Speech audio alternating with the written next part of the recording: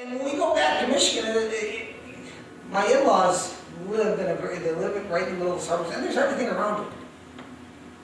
But we typically end up migrating down to the area where their large mall is, because there's lots of things there. It's a 15-minute drive. Not a big deal. But here, if I get in the car and I want to go 15 minutes, I'm like, oh, man, 15 minutes? I don't want to do that. I don't want to go all the way out to Menards. I don't want to go all the way out to Staples. That's a long drive.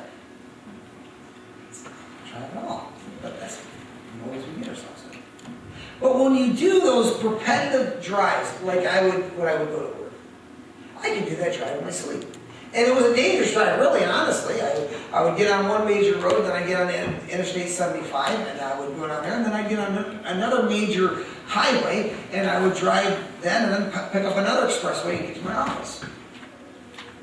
But I would often go in sleep mode, driving that drive. And I could go miles and not even tell you if I stopped at a stoplight or not. I wasn't sober when I was driving. I wasn't alert. But what happens? Someone pulls out in front of you and you get your brakes, and all of a sudden, boy, you're alert, you're ready. You have a close call of some sort, and you're alert with your driving, which is the way we should be all the time. That's why I think one of the blessings of God's grace in my life and allowing me to be a paid-on-call firefighter here in town is that my driving has improved immensely. Ask my wife. I'm much more careful, I'm much more alert because of what I see. I want to be careful, and I want to be alert. I want to make sure I'm alert to all the things around me, the little things.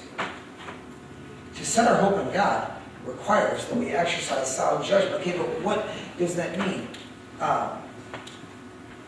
The idea here, the Greek word, by the way, is exercising judgment according to the facts. Exercising judgment according to the facts. Remember the context of the people who Peter was writing to. These were men and women who were losing everything for their faith in Christ. They were losing their jobs, they were losing their homes. Some of them were bordering on starvation because they had put their faith in Christ. And he is telling them to exercise sound judgment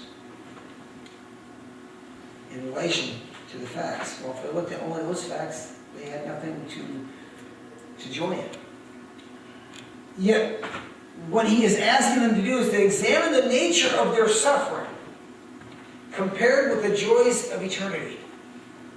And that is extremely important for us to do. And Chuck alluded to this, actually said this morning in his lesson, which it's funny, it comes up now, and it's also coming up again tonight, so apparently the Lord wants us to hear this today.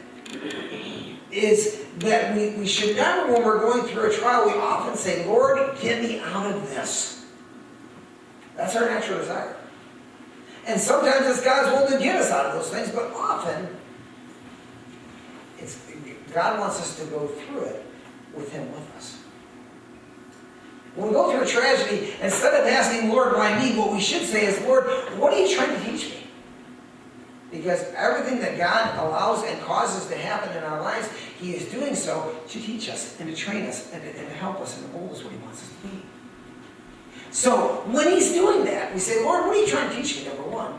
So I can learn it so I don't have to do this again. And then number two, how can I best bring honor to you through this? And when we're going through struggles, one way to do that is to examine things with sound judgment. Examine our circumstances compared to the facts. Facts, yes, I am going through this trouble. I just found out I have this chronic disease. That's reality. But the reality also is God, by His grace, has saved me if you put your faith and trust in Lord Jesus Christ. By His grace, He has saved me. And by His grace, He has given me joy unspeakable. And I can go do all things through Christ because He strengthens me.